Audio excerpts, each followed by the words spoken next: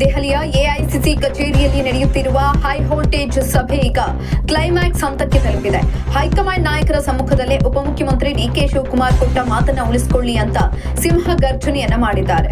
ಅಧಿಕಾರ ಹಂಚಿಕೆಯ ಸೂತ್ರವನ್ನ ಮುಂದಿಟ್ಟುಕೊಂಡು ಡಿಕೆಶಿ ಹೈಕಮಾಂಡ್ ಅಂಗಳದಲ್ಲಿ 3 ಸ್ಫೋಟಕ ಷರತ್ತುಗಳನ್ನು ವಿಧಿಸಿ ಬಿಗಿಪಟ್ಟು ಹಿಡಿದಿದ್ದಾರೆ ಅಂತ ಮೂಲಗಳು ತಿಳಿಸಿವೆ.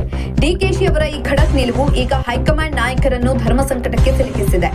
ಕರ್ನಾಟಕದಲ್ಲಿ ಸರ್ಕಾರ ರಚನೆಯಾಗುವ ಅಧಿಕಾರ ಹಂಚಿಕೆ ವಿಚಾರದಲ್ಲಿ ಏನು ಮಾತುಕತೆಯಾಗಿತ್ತೋ ಆ ಮಾತನ್ನ ಸಿಎಂ ಸಿದ್ದರಾಮಯ್ಯ ಹಾಗೂ ಹೈಕಮಾಂಡ್ ಇಬ್ಬರು ಕೂಡ ಉಳಿಸಿಕೊಳ್ಬೇಕು. ಕಾಲಮಿತಿ ಮುಗಿದಿದ್ದು ಈಗ ನಾಯಕತ್ವ ಬದಲಾವಣೆ ಆಗಲೇಬೇಕು. ಒಂದು ವೇಳೆ ಸಿದ್ದರಾಮಯ್ಯ ಅವರನ್ನೇ ಸಿಎಂ ಆಗಿ ಮುಂದುವರಿಸಲು ನಿರ್ಧರಿಸಿದ್ರೆ ಮತ್ತು ಕೊಟ್ಟ ಮಾತು ಈಡೇರಿಸಲು ಆಗುತ್ತಿಲ್ಲ ಎಂದಾದರೆ ಅದನ್ನ ಹೈಕಮಾಂಡ್ ಹಾಗೂ ಸಿಎಂ ಇಬ್ಬರೂ ಜಂಟಿಯಾಗಿ ಮಾಧ್ಯಮಗಳ ಮುಂದೆ ಬಹಿರಂಗವಾಗಿ ಒಪ್ಪಿಕೊಳ್ಳಿ. ದಿನನಿತ್ಯದ ಈ ಗೊಂದಲಕ್ಕೆ ಮತ್ತು ಕಾರ್ಯಕರ್ತರ ಆತಂಕಕ್ಕೆ ತಕ್ಷಣ ತೆರೆ ಎಳೆಯಿರಿ.